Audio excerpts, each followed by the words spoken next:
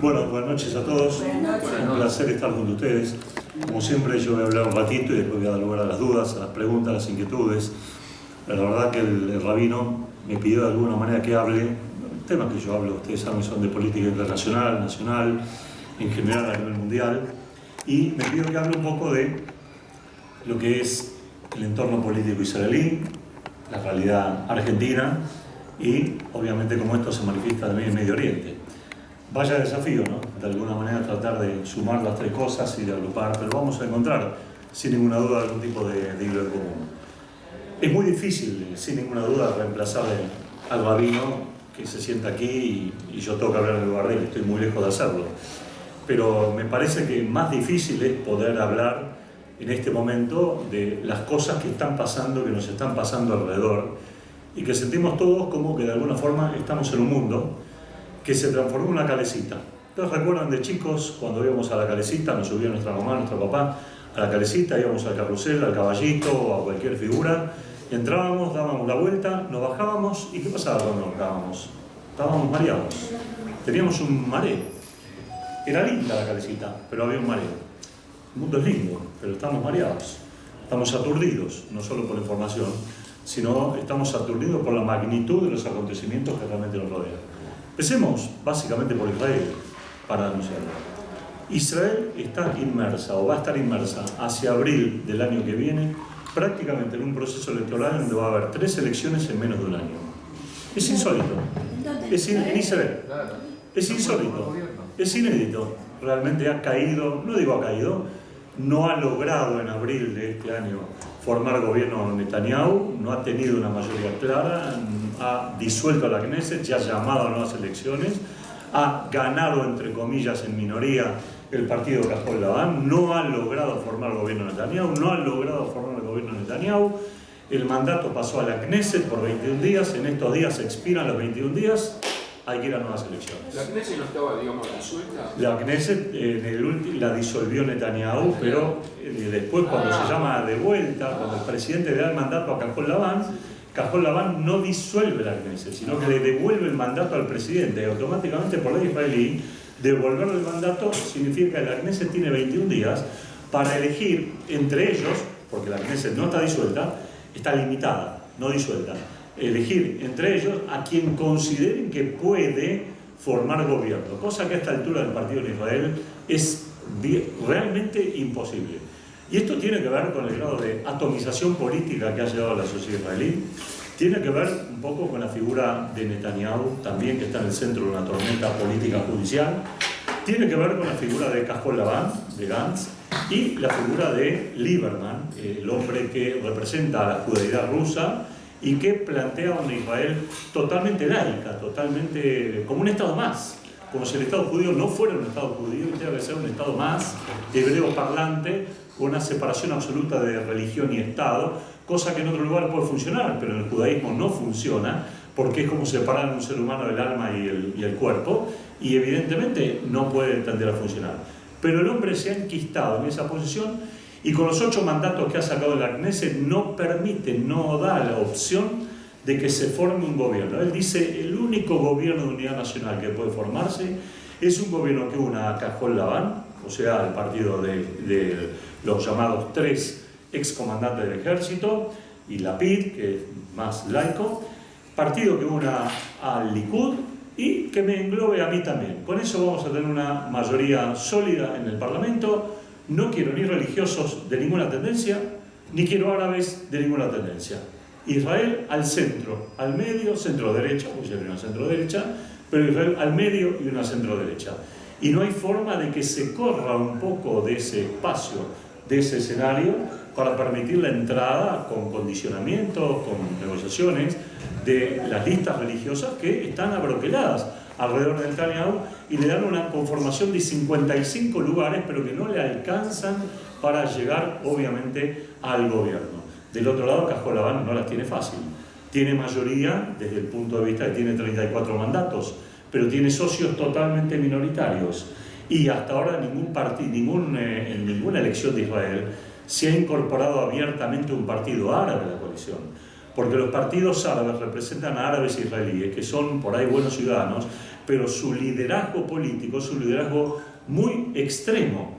Apoyan al Hamas, apoyan cuando hay atentados, minimizan el impacto que puede haber en Israel, denuncian constantemente violaciones de soldados israelíes, imaginarias muchas, algunas minoritarias existentes. Es decir, tiene una agenda política fuertemente pro-palestina, más que árabe-israelí. Entonces el árabe-israelí los vota porque son árabes, y esto le da un poder de un 20% de la Knesset.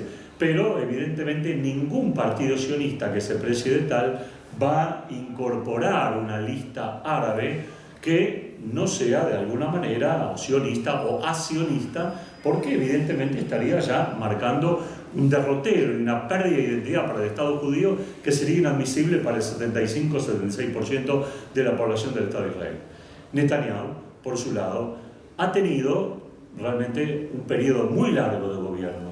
Gobierna Israel desde el 2009, estamos en el 2019, son 10 años, es mucho tiempo, para algunos quisieran la eternidad, pero ha tenido logros fenomenales, que gran parte de la población lo reconoce. Israel es hoy una de las economías, a nivel macro, estoy hablando, más poderosas del mundo.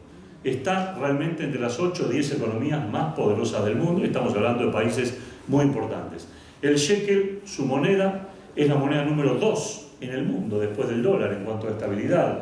No hay forma de que el shekel realmente se dispare, se devalúe, cosa que quizá en parte convendría al exportador israelí. No, el shekel está ahí 3.50, 3.60, 3.54 al dólar, respecto al dólar. Un desastre para el dinero argentino, naturalmente, que estamos nosotros perdidos en la lona. Si vamos a Israel, todo nos sale 18 pesos, 18 más. Pensar ¿no? que el shekel era el austral nuestro. Y el shekel era austral nuestro en los años de Alfonsín, efectivamente. Claro, exactamente, sí, es verdad, es totalmente cierto, pero bueno, Israel hubo un plan de conjunción y que permitió salir de esa inflación que Israel tenía galopante y lo fue llevando a esta situación. Era anterior también, anterior. Sí, anterior. Un plan de estabilización de los años 80, todavía antes de Alfonsín, que se pusieron los gremios de acuerdo, la política de acuerdo, la oposición se puso de acuerdo para generar un proceso de parate, de quita, y poder encaminar una economía que estamos viendo los frutos. Evidentemente, Netanyahu pensó en un Estado moderno y lo está logrando. ¿Hay un precio social? Sí, hay un precio social. Hay desigualdad social en Israel. Todavía hay gente que le cuesta mucho llegar. La mayor parte de los israelíes tienen que trabajar. La pareja, ambos, si no, no se llega a fin de mes. No es fácil vivir con el sueldo mínimo en Israel. Se vive mucho de alquileres. La vivienda es cara. No es fácil. Pero no hay desocupación. 3,2% de desocupación. 3,3%, perdón, de desocupación. La más baja en 40 años. Uno de los países del mundo que está bajando la desocupación a nivel importante. Se podrá hablar de trabajo calificado, menos calificado, cuantificado, pero realmente hay algo que es real y que el israelí lo dice. El que viene a Israel y quiere trabajar, trabaja, encuentra trabajo, sí o sí. El trabajo que a nosotros nos parecería de inmigratorio acá, limpiar baños, o limpiar veredas, o limpiar esto, o limpiar casas, etcétera, etcétera, en Israel es un trabajo muy bien pago, aunque le parezca mentira. Y al poco tiempo hay personas que empiezan trabajando en limpieza de hogares y forman empresas para limpiar hogares. Porque el israelí considera que ya en su estatus económico-social no está para limpiar hogares. Está porque ya fue a la universidad, y ya tiene una escuela secundaria, y ya tiene esto, y lo otro. Está por otra cosa. Está bien, natural, está por otra cosa, está por otra situación. Entonces, naturalmente, él está y en una escala de valores y de ingresos económicos diferentes, no vamos a discutir esa cuestión. Israel tiene un nivel de exportaciones fenomenales. Ha exportado, está exportando este año, va a llegar a un récord de casi 144.000 millones de dólares. Es una cifra, pero pavorosa, gigantesca, en materia tecnológica, en materia agrícola, en materia medicinal. En todas las áreas, en todos los rubros, tiene un nivel de exportación. Tiene un nivel de entradas en lo que tiene que ver con radicación de capitales. Y uno se pregunta por qué, ¿cómo es posible? La respuesta es bastante sencilla: la estabilidad. Israel es un país previsible. En ese sentido, es el más previsible, digamos, en Latinoamérica, es casi Uruguay. En Uruguay perdió el Frente Amplio, ganó un partido de centro derecha, se dieron la mano, tomá, se pasa acá, de aquí y de allá, nadie salió al revanchismo, el esto, aquello, lo otro. Va a haber cambios seguramente en la política económica, pero no se espera a un nivel de convulsión. El capital va donde no hay convulsión. ¿Y cómo? ¿En Medio Oriente no hay convulsión? Sí, hay convulsión en Medio Oriente, pero Israel parece una isla en Medio Oriente. Pero está afectada por el Hamas islámico, la amenaza de Hezbollah y la guerra del norte con Irán. Sí, es correcto, está afectada y hay amenazas y hay una gran parte del presupuesto militar que se destina a esto. Pero Netanyahu ha sido uno de los que ha logrado de alguna manera encauzar el presupuesto de defensa de Israel, dotar a Israel de un ejército moderno, de un ejército capaz de hacer frente a multiplicidad de frentes con todos los riesgos que naturalmente esto implica. Nadie está diciendo que es invencible el ejército de Israel, ojalá por supuesto que lo sea, con la ayuda de Dios, pero evidentemente tiene una multiplicidad de frentes a los cuales hay que enfrentar. Entonces el capital se radica, las empresas se han radicado. Radicación de empresas significa radicación de capitales, significa mano de obra y de trabajo. Mano de obra calificada, la cantidad de ingenieros, la cantidad de matemáticos, la cantidad de especialistas en computación que hay, hace que el capital venga y se una, obviamente, con el intelecto. Y esto produce un país que tiene una energía muy positiva en lo que tiene que ver con la creación. El Estado, ¿qué es lo que hace? ¿Pone tropiezos? ¿Graba con impuestos? No, cuando encuentra un alumno destacado, brillante en una universidad, que tiene un proyecto, que tiene un plan, se asocia a ese alumno y lo ayuda a crear una empresa. No le pone inmediatamente el impuesto al IVA, el impuesto a la ganancia, el impuesto al cheque, el impuesto al dólar, el impuesto a la herencia, lo deja trabajar, lo deja hacer, lo deja crecer y después hablamos. Somos socios del talento. La realidad israelí que Netanyahu logró formar una sociedad socia del talento. Por otro lado, hay un mérito fenomenal en Netanyahu. Ha logrado una política exterior brillante. El país tiene relaciones plenas, importantes con Rusia, tiene relaciones excelentes con Estados Unidos. Es verdad que la química con Donald Trump es natural porque Donald Trump tiene una formación ideológica, política y sabe que Israel es un aliado incondicional en Medio Oriente, pero ha logrado 3 o 4 cosas de Estados Unidos que no tienen precedentes, que no se pensaban hasta hace poco lograr. El traslado de la embajada de Estados Unidos a Jerusalén, el reconocimiento del Golán como una parte de Israel por necesidades totalmente defensivas, el hecho mismo de que ahora Judea y Samaria no deben llamarse territorio ocupado o colonizado. Es verdad que el resto del mundo dice me importa un bledo, pero lo dice Estados Unidos y esto atrae y va a movilizar y va a generar hechos consumados sobre sí que el mundo difícilmente pueda realmente llegar a cambiar, aunque le cueste realmente asumir. Hay relaciones con importantes países del África Negra que antes de alguna manera no se podían lograr, no se podían establecer. Ahora África busca a Israel porque Israel tiene para darle. Y lo que Israel le da, lo que genera es que ese país africano en Naciones Unidas cambia el voto y se acerca más a posiciones de Israel y abandona más el problema palestino. Israel ha generado una relación de empatía con varios países del mundo árabe. Ya vemos casi con naturalidad delegaciones israelíes en Dubái, delegaciones israelíes en Bahrein, delegaciones israelíes que participan en Emiratos en distintas competencias tecnológicas, etcétera, etcétera, de exportación, de seguridad. Se está hablando con países árabes que hasta hace 3 o 4 años atrás le daban la espalda al Estado de Israel. Es verdad que no es mérito solo de Israel, es verdad que también es mérito de una amenaza iraní en la región, dado que los iraníes no se llevan bien con el mundo árabe. Y es verdad que Irán ha comenzado una expansión territorial muy grave después de la finalización, entre comillas, de la guerra civil en Siria, porque esa guerra sabemos que claramente no terminó y que el país está fragmentado, dividido, polarizado y problematizado. Netanyahu ha llevado una política muy inteligente, muy sagaz, con Europa. Siempre Europa Occidental se volvió pro-Palestina, era pro-Palestina en las votaciones y lo sigue siendo en gran parte hasta el día de hoy. Entonces, ¿qué hizo Netanyahu? Se corrió a Europa Oriental, Ucrania, Polonia, Lituania, las raíces del antisemitismo europeo violento de otras épocas que nos hacen recordar los años de la Shoah, pero con otros gobernantes, quizá con pueblos que todavía lamentablemente tienen mentalidad antisemita. ¿Es verdad? ¿Es verdad? Ha habido el otro día un atentado en Ucrania, en la tumba de Rabbi Nachman de Bratslav, apuñalaron a un judío. Y Ucrania vive del turismo y gran parte del turismo judío. Miles de judíos van todos los años a la tumba de Rabbi Nachman de Bratslav en Rosh Hashanah, las mujeres en Hanukkah, y el resto del año van distintos contingentes. Todos los Shabbatot hay 1000 judíos en Umán. Ucrania va a desechar la cantidad de turismo judío y de otros lugares que tal. no lo va a desechar, pero el veneno, el odio está inoculado y es muy difícil de erradicar en esos países de Europa Oriental, en especial que arrastran un odio antijudío muy fuerte de muchísimos años atrás y que no han conocido periodos de civilidad como ha conocido quizás Europa Occidental y que también tiene lo suyo. Hoy mismo han profanado en Francia 100 tumbas en el cementerio judío de Estrasburgo. Estamos 100 tumbas en Francia, 100 tumbas.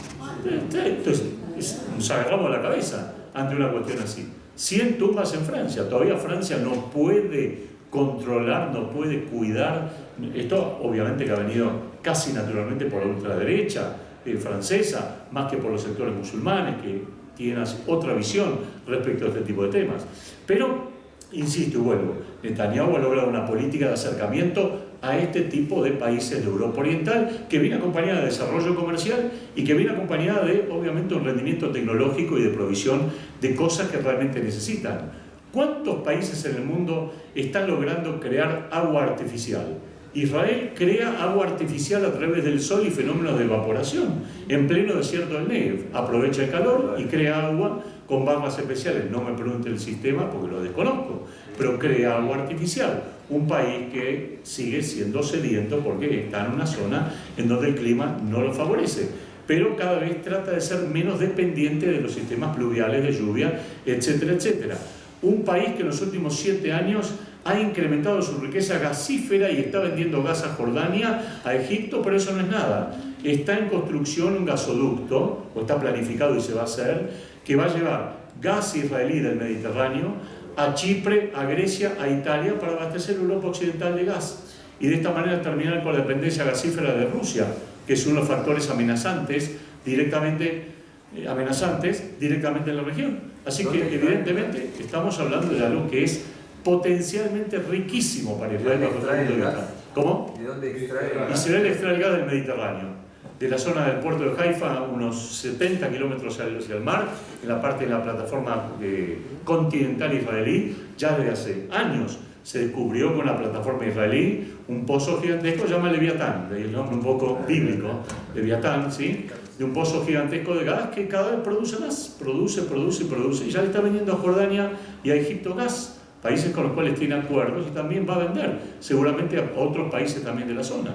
Y esto, naturalmente, es un golpe muy duro a un ex aliado de Israel, Turquía, que se ha transformado en una potencia regional muy grave para Israel, apoya al Hamas islámico, apoya la radicalización del mundo árabe, rivaliza en parte con Irán, rivaliza con Arabia Saudita, ha apoyado al ISIS, ¿sí? ha atacado a un aliado central de Israel que son los kurdos, tiene intenciones de expandirse en Siria, en la llamada zona kurda, en la zona autónoma kurda. ¿Sí? Entonces es realmente un país delicado y hay un equilibrio de poder que hay que sostener en la región ante el avance de Turquía y de Irán. Netanyahu está o ha logrado una política de exterior de sostenimiento y de alguna manera de combatir la influencia iraní en la región. Muy importante la influencia iraní, porque Irán se siente ganador en Siria y ha amenazado a Israel y amenaza a Israel concretamente. Ya cuando yo vine a otra charla aquí hace 2 años atrás, hablaba de la amenaza balística o atómica de Irán contra Israel. Esa amenaza no ha cesado, pero se ha incrementado otro tipo de amenaza. La amenaza que es la presencia de milicias pro-iraníes en Siria, en el mismo límite con la tierra de Israel.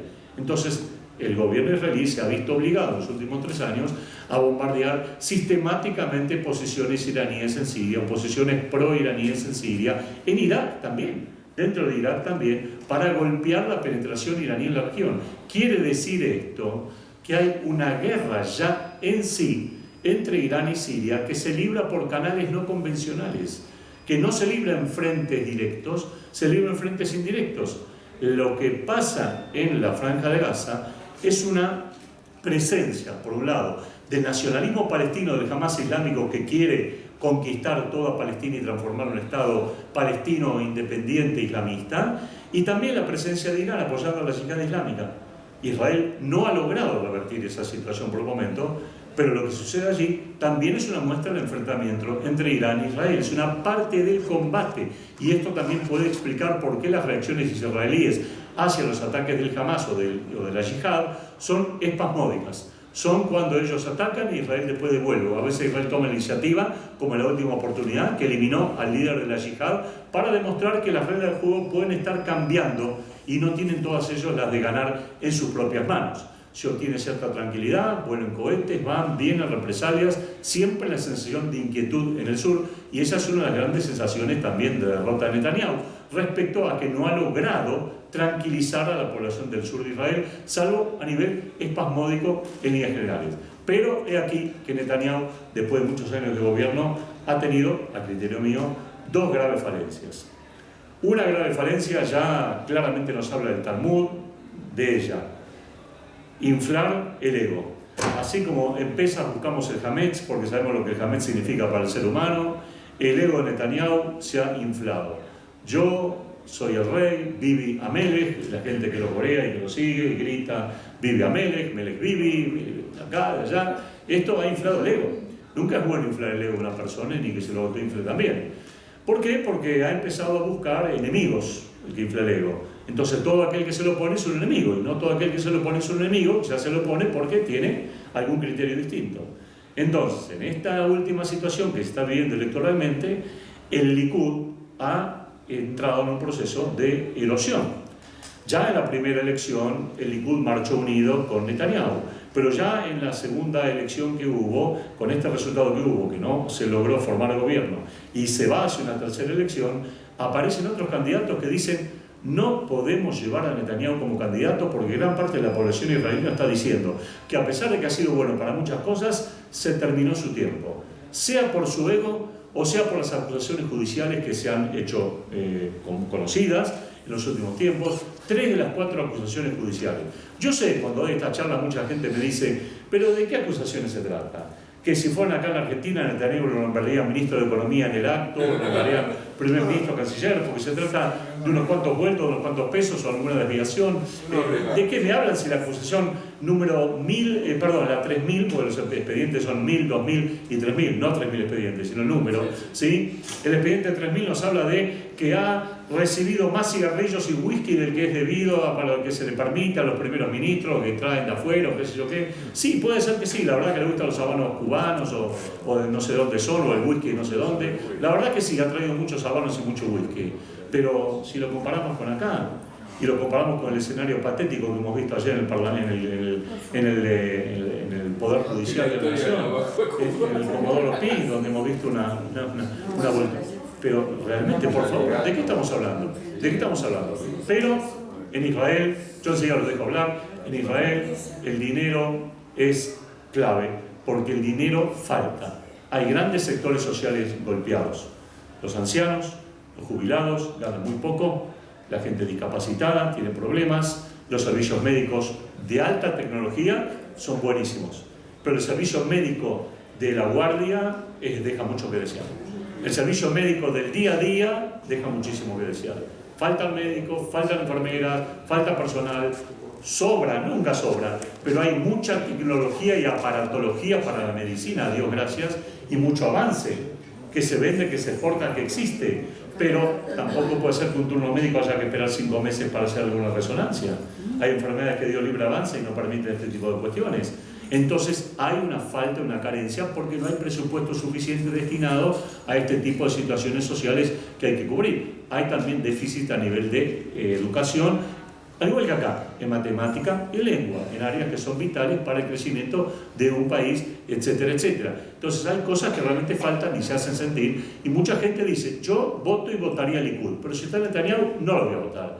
Y hay otra gente que dice: hay que darle una última chance más a Netanyahu para que termine de esbozar todo esto, y porque las amenazas que Israel tiene alrededor lo que llevan es que Israel necesita un líder fuerte que continúe con este proyecto que Israel tiene adelante, que ha logrado Netanyahu empujar el problema palestino a un costado. Hoy el mundo no habla abiertamente del problema palestino, no habla de la agenda palestina abiertamente. Los palestinos han sufrido una severísima derrota. El mundo hoy habla de la amenaza iraní, que es lo que hay que contener. Los árabes hablan de la amenaza iraní, de la amenaza territorial iraní. Su presencia en Yemen, sus ataques a Arabia Saudita, a los petroleros que transitan por el Golfo Pérsico, su expansión por Siria, por Irak, por distintos lugares. Bueno, ante esto Israel está haciendo varias cosas, algunas son más conocidas, otras son menos conocidas. Fíjense que estamos enfrentando un fenómeno que lo vemos en Latinoamérica, pero que se está dando en otros lugares del mundo también. Me estoy refiriendo al fenómeno de la explosión de ciertos sistemas políticos determinados. En América Latina hemos tenido y tenemos una explosión social en Chile. Hemos tenido y tenemos en Bolivia una situación complicada, difícil, pero que desde el punto de vista de los intereses de los judíos y del sionismo es claramente beneficiosa para Israel. Bolivia ha salido del eje bolivariano, Bolivia deja de apoyar a Venezuela, rompió relaciones con Venezuela y pidió restablecimiento de relaciones diplomáticas con Israel. Es un éxito rotundo para la Cancillería israelí, es fenomenal. Uruguay va a modificar también su política exterior hacia Israel, teniendo una política más progresiva hacia Israel, de mayor acercamiento, no total, pero sí de mayor acercamiento. Brasil de Bolsonaro ya habló de instalar una delegación económica en Jerusalén al estilo consulado y después le seguirá más adelante, seguramente si está Bolsonaro, una embajada también. Honduras ya habló de trasladar su embajada a Jerusalén abiertamente. Quiere decir que hay un cambio en Latinoamérica también de acercamiento a países que evidentemente son rectores en el mundo. ¿Cuál es el otro país que también cambió la...? Guatemala. Guatemala ha cambiado. No, Costa Rica mantiene estable su posición, mantiene estable. Nicaragua se mantiene una posición en el eje bolivariano. Hay otro país también que trasladó la... Paraguay también. Sí. Entonces, evidentemente, Paraguay también. Sí, después retrocedió Paraguay, está en una situación de impas, pero también Israel le debe a Paraguay establecer una embajada, porque no hay embajada israelí en Paraguay, hay consulado, así que hay un tema ahí político que hay que tratar de resolver, que Israel le preste más atención a Latinoamérica, que la ha descuidado en los últimos años también, pero toda esta serie de cambios que se dan en Latinoamérica, en México también, son cambios en países democráticos. Son estructuras de países democráticos que han estallado, o de democracias dictatoriales como la boliviana, porque Evo Morales ya también se estaba eternizando en el poder por distintas maneras. Pero fíjense que también han estallado situaciones políticas en otros lugares.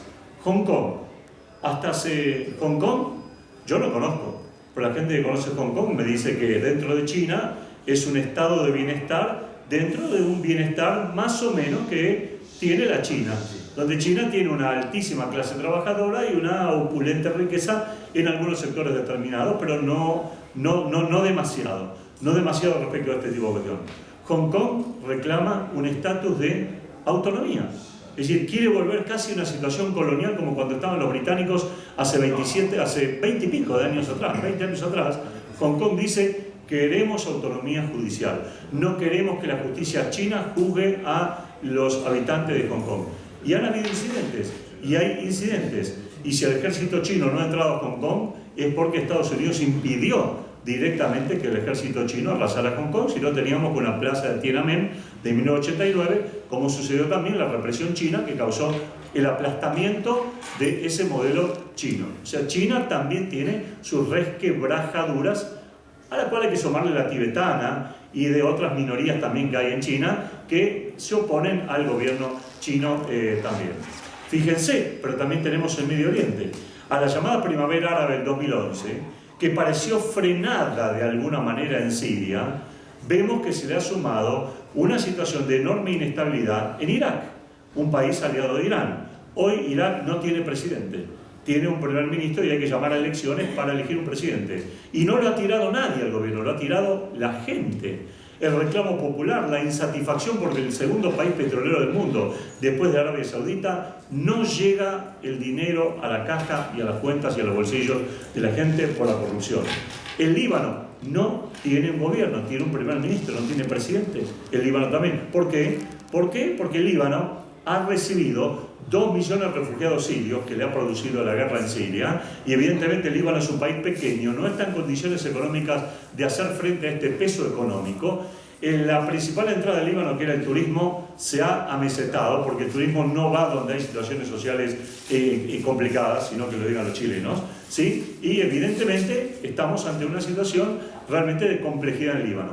Pero hay un elemento mayor aún todavía. El Líbano e Irak eran o son 2 países pro-iraníes. Por lo tanto, si esos países o esos gobiernos colapsan, es beneficioso para Israel, absolutamente beneficioso para Israel. y está proclamándose un cambio. En Irán hay incidentes de magnitud gigantesca, como no se vivían desde el año 2009. Allá se habla de más de 1000 muertos de la represión del gobierno iraní hacia su propia población. Por primera vez en muchísimos años hay gente que está quemando rostros del ayatolá Ali Khamenei, que es la autoridad iraní suprema indiscutible de la revolución islámica heredera del ayatolá Khomeini. Está siendo discutido el modelo teológico que gobierna iraní. ¿Por qué está siendo discutido? Porque la población iraní está sufriendo las sanciones económicas norteamericanas por ese empoderamiento nuclear que quieren tener, pero además porque la población ve que miles de iraníes están yendo a Siria, o han ido a Líbano, o han ido acá, o han ido allá, y eso es dinero que cuesta mantener a esos soldados en territorio extranjero, y muchos vuelven muertos por los bombardeos israelíes. Entonces la población iraní dice, ¿qué es esto? Nosotros, siendo un país petrolero, tenemos sanciones, tenemos un plan nuclear que no nos lleva a ningún lado, tenemos una hostilidad hacia Israel que no está llevando a ningún lado, y estamos gastando dinero en Irak y en el Líbano para sostener aliados que no nos llevan a ningún lado, y estamos pasando hambre, o no tenemos el bienestar que merecemos. Irán, entonces, lleva una situación de represión. ¿Va a triunfar la oposición iraní en la calle? No, no va a triunfar.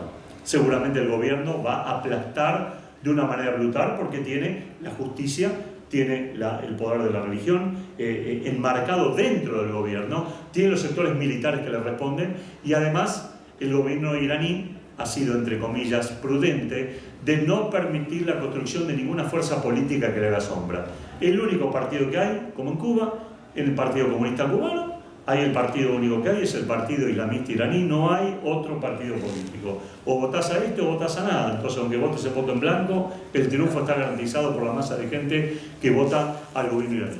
Entonces, evidentemente, todos estos estallidos tienen dispares matices, pero nos hablan de un mundo muy complicado.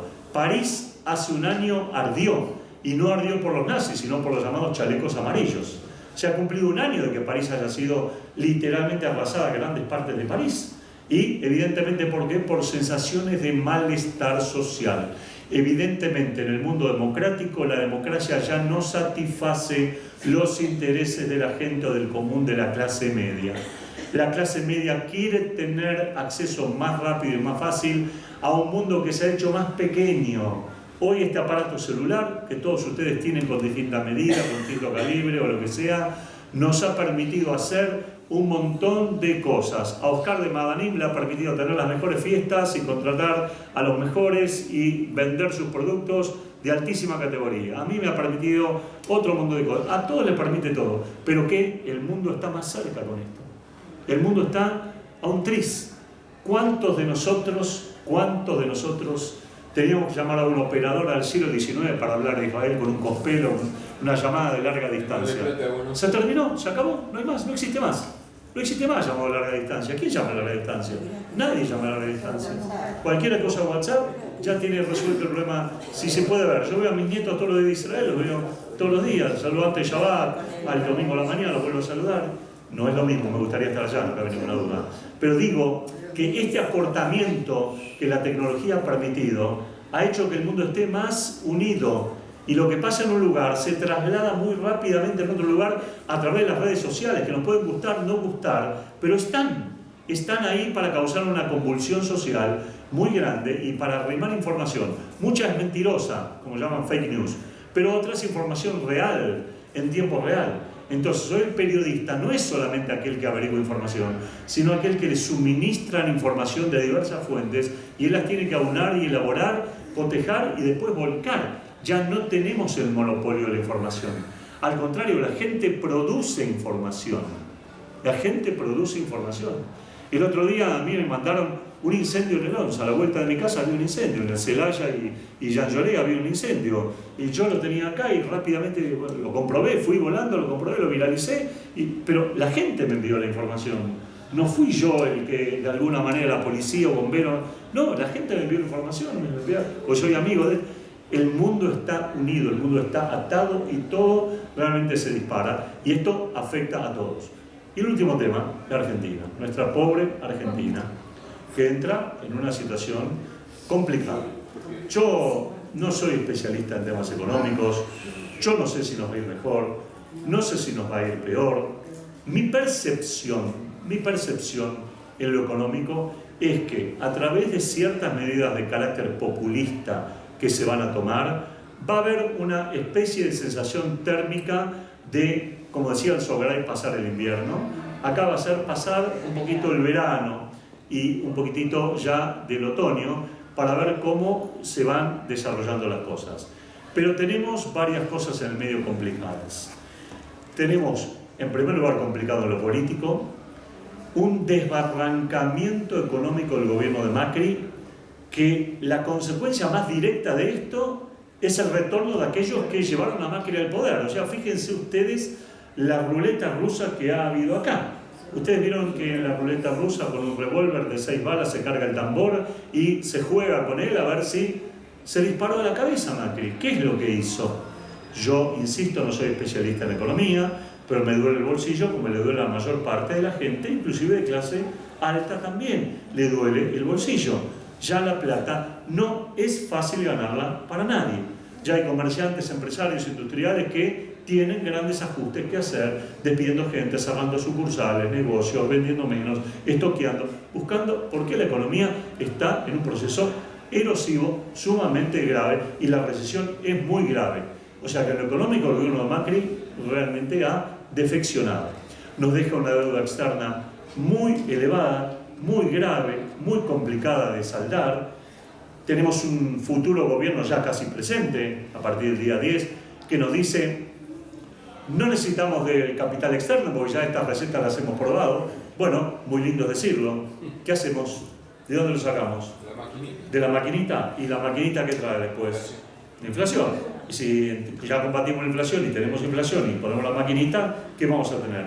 Hiperinflación. Apagamos el fuego con un incendio. Claro, de paso le damos a la gente un poquito de dinero y bueno, va a estar bien, se va a tranquilizar un poco el ambiente social, pero ¿cómo hacemos? Se va a tener que marchar sin ninguna duda a concertación de precios.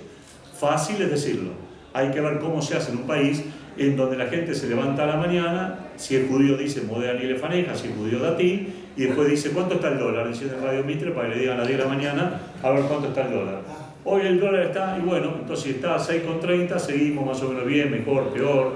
¿Cuánto está el blue? 7, y bueno, si vamos al blue, porque no sé qué, el blue es el verdadero, porque el otro es el falso, y ya no sabemos dónde es falso, porque está el dólar futuro, ya no sabemos dónde estamos. ¿Por qué? Porque el argentino piensa en dólar. Entonces, bueno, tiene razón para pensar en dólar, porque obviamente el que apuesta al dólar pierde en Argentina y no perdió nunca, sino que ganó siempre. Entonces, ya desde la época ya de los militares, todavía el país vive un fenómeno de dolarización mental, no de bolsillo porque tenemos pesos, pero tiene una dolarización mental que evidentemente hace que el argentino desconfíe naturalmente de lo suyo y termine apostando al dólar y generando estas devaluaciones que han sido muy, muy complicadas también y muy mal manejadas, evidentemente, por los técnicos de turno. Pero lo que tiene que ver, y ya dejo el lugar para las preguntas de ustedes, lo que más me preocupa como judío en este contexto de la política es quién va a volver a reasumir. Porque, no nos engañemos, voy a decir algo que ustedes seguramente conocen también. Asume Alberto Fernández, pero no asume Alberto Fernández. Asume a Cristina Kirchner. Asume a Cristina Kirchner. Alberto Fernández, si empezó cuando se armó la fórmula con una cierta sensación de distanciamiento de Cristina, la verdad que con el tiempo nos ha mostrado que lo que hay es un apegamiento a Cristina Mayor. Y ya Cristina domina el Senado, domina la Cámara de Diputados poniendo a su hijo en la banca de legisladores justicialistas, ya formó el bloque completamente, el peronismo, que es una bolsa de gatos, ya se unificó nuevamente. A Massa, perdón por el término, me graba la televisión, pero dijeron, toma de acá, ¿sí? Le dijeron, Massa, te fuiste al mazo.